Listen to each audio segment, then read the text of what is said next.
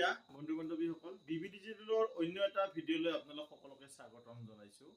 আজি আমি গণিতৰ এটি শিতান লৈ আপোনালোকৰ ওচৰত হাজিৰ হৈছোঁ। এই শিতানটো এটা খণ্ড আমি আগৰ আলোচনা কৰিছোঁ। সেই খণ্ডটো হৈছে অৰ্থাৎ বিষয়বস্তুটো হৈছে গণিতৰ বয়সৰ লগত জড়িত সমস্যা, প্ৰব্লেমছ উইথ এজেছ। আজি আমি ইয়াৰ দ্বিতীয় খণ্ড কৰিবলৈ ওলাইছোঁ। এনেহেন ধৰণৰ অংক পৰীক্ষাত আহে বিভিন্ন এক্সামত, ধৰক এডিআৰইয়ে হওক, আছাম পুলিচৰ এক্সাম হওক বা অন্যান্য গ্ৰেড 3 গ্ৰেড 4 যিবিলাক এক্সাম আছে, এই এক্সামবিলাকত এনেহেন ধৰণৰ অংকবিলাক অহাৰ খুবেই চান্স থাকে। গতিকে আমি এই আগৰ খণ্ডটোৰ যিখিনি আলোচনা কৰিছোঁ তাৰ পিছৰ পৰাই তাৰ লগত জড়িত আৰু কিছুমান কথা আমি ইয়াত আলোচনা কৰিবলৈ ওলাইছোঁ। গতিকে আমি পলম নকৰি ভিডিঅ'টোৰ মাজলৈ আগবাঢ়িছোঁ। ইয়াত প্ৰথম প্ৰশ্ন কি দিয়া আছে চাই ল'ব। এটা সংখ্যা দুটা অংকৰে গঠিত। এককৰ স্থানৰ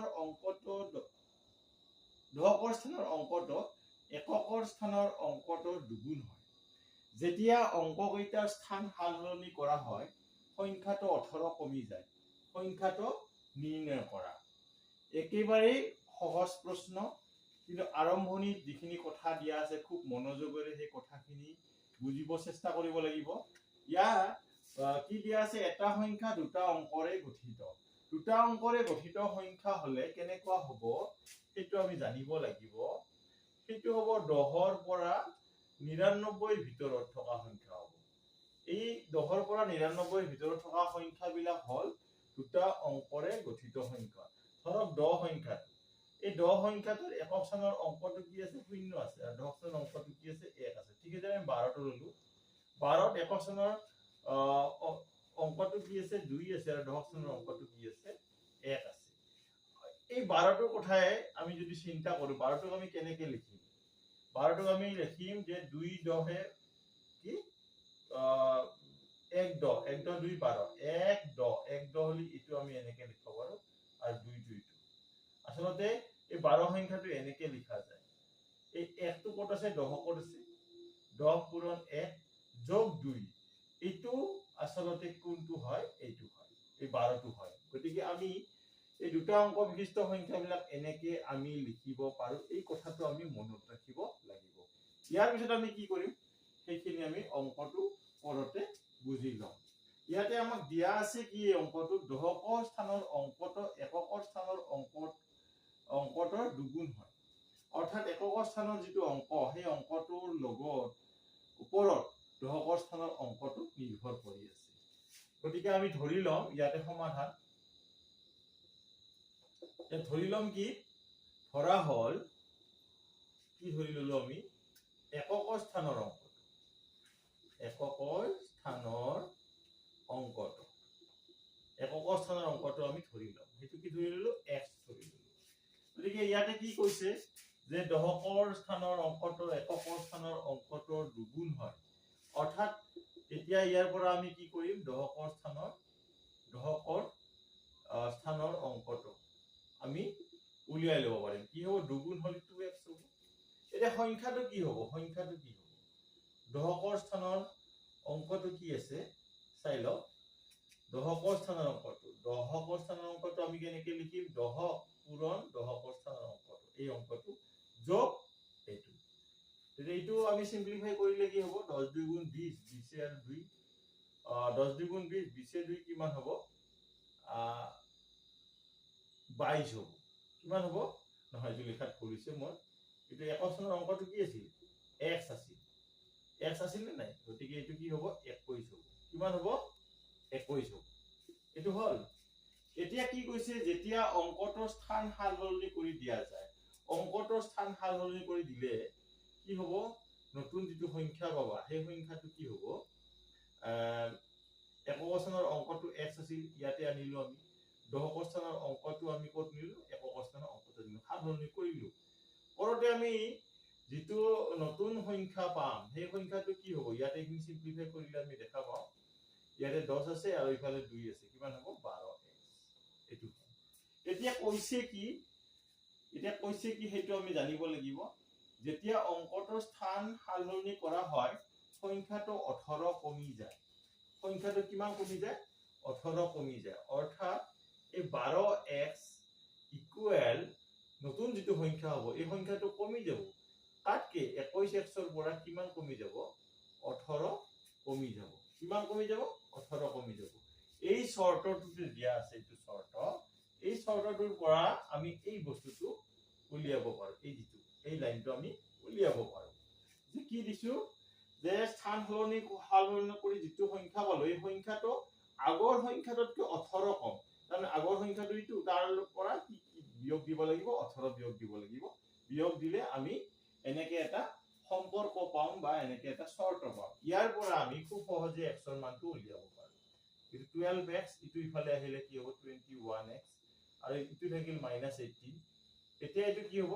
-9x আৰু ইফালে হ'ব -18 ইটো কেনসেল এতে x ইকুৱেল কি হ'ব 9 দি 18 কেইবাৰ যায় দুইবাৰ যায় x ইকুৱেল কি হ'ব 2 হ'ব গতিকে আমি ইয়াতে দেখিলো যে সংখ্যাটো কি x ৰ মানটো যেতিয়া উলিয়াইলো আমি সংখ্যাটো এতিয়া উলিয়াব পাৰো কাৰণ আমাৰ সংখ্যাটো অলৰেডি আমাক দিয়া আছে এইটো সংখ্যাটো কি হ'ব এটাকে সংখ্যাটো কি হ'ব ইয়াৰ পৰা আমি যদি লিখো সংখ্যাটো আমি খুব সহজতে পাই যাম 21 পূৰণ কি হ'ব 2 21 ৰ 2 পূৰণ কৰিলে কি হ'ব 42 সংখ্যাটো কি পালো 42 পালো ইয়াতে আমি সাম অপচনত আছে নেকি 42 আমি দেখিছো সি নম্বৰ অপচনত 42 টো আছে গতিকে এইটোৱে ইয়াৰ শুদ্ধ উত্তৰ গতিকে এনে ধৰণৰ সমস্যা এক্সামত আহাৰ খুবেই চান্স আছে গতিকে আমি এনে ধৰণৰ সমস্যাবিলাক সমাধান কৰি চেষ্টা কৰিব লাগিব আৰু লগতে প্ৰেক্টিছ কৰিব লাগিব গতিকে এইখিনি ইয়াৰ পিছত আমি পৰৱৰ্তী অংকটো লৈ যাম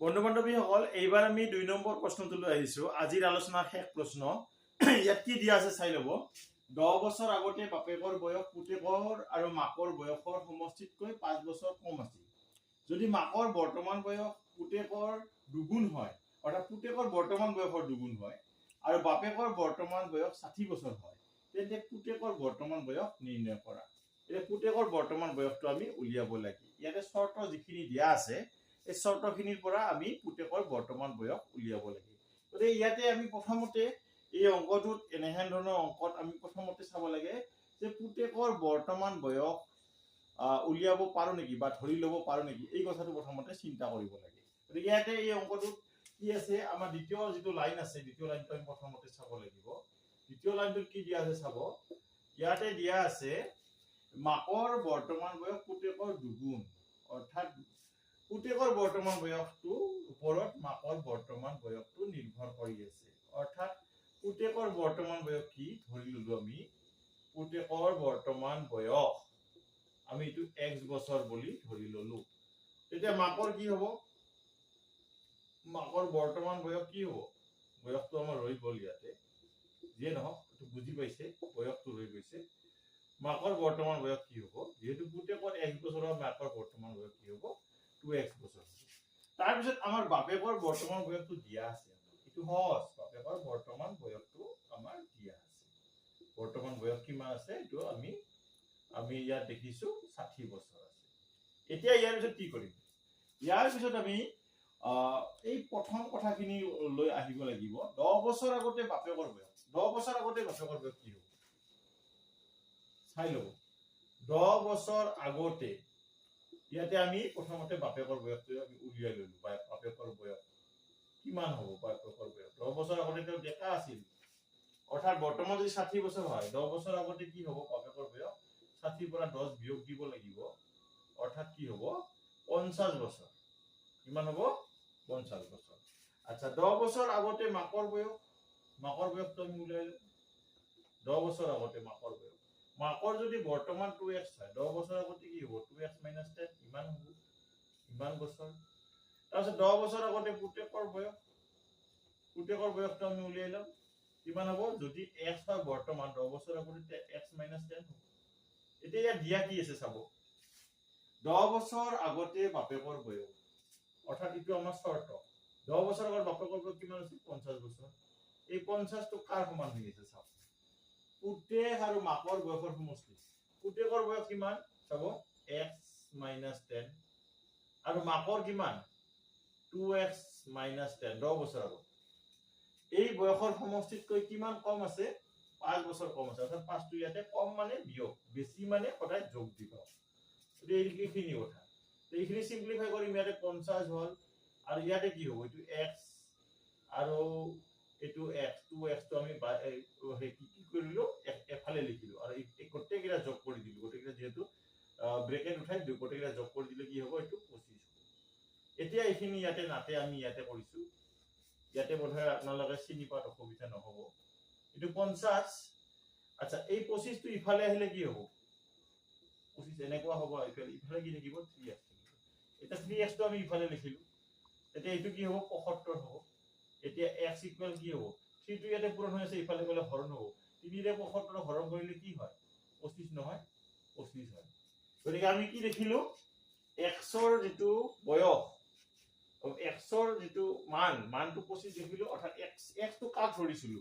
পুতেকৰ বৰ্তমান বয়স ধৰিছিলো গতিকে আমাক এইটো উলিয়াব দিছে ইয়াতে পুতেকৰ বৰ্তমান বয়স কিমান এইটো উলিয়াব দিছে গতিকে আমি খুব সহজতে কি দেখিলো পুতেকৰ বৰ্তমান বয়সটো আমি উলিয়ালো যেটো হয় 25 বছৰ গতিকে বন্ধু-বান্ধৱীসকল এনেহেন ধৰণৰ প্ৰবলেম এক্সামত অহাৰ খুবেই চান্স আছে গতিকে এনেহেন ধৰণৰ প্ৰবলেম বিলাক আপোনালোকে খুব মনোযোগেৰে মই কৰা ধৰণে আপোনালোকে কি কৰিব পাৰে প্ৰেক্টিস কৰিব পাৰে আৰু প্ৰেক্টিস কৰিলে নিশ্চয় আপোনালোকে সুফল লাভ কৰিব ইয়াৰ পৰা গতিকে এই বয়সৰ সৈতে জড়িত সমস্যা এই বিভিন্ন এক্সামত অহা এই হিতান্ত আপোনালোকে কেনে পালে এই ভিডিওটো মোক জনাব যদি ভাল লাগে লাইক শেয়াৰ কমেন্ট কৰিব নাপাহৰিব আৰু নতুনকৈ চোৱা সকলক মই অনুৰোধ জনাও তেওঁলোকে যেন মোৰ চেনেলটো সাবস্ক্ৰাইব কৰে গতিকে এনেকৈ আমাৰ লগত সহযোগ কৰি থাকিব আৰু সহযোগ কৰাত আমি ইটোৱে প্ৰতিশ্ৰুতি দিব পাৰো যে আমি নতুন নতুন ভিডিও লৈ আপোনালোকৰ ওচৰত হাজিৰ হ'ম গতিকে এইখিনি আজিলৈ ইমানতে এৰিব বিচাৰিছো ধন্যবাদ শুভৰাত্ৰি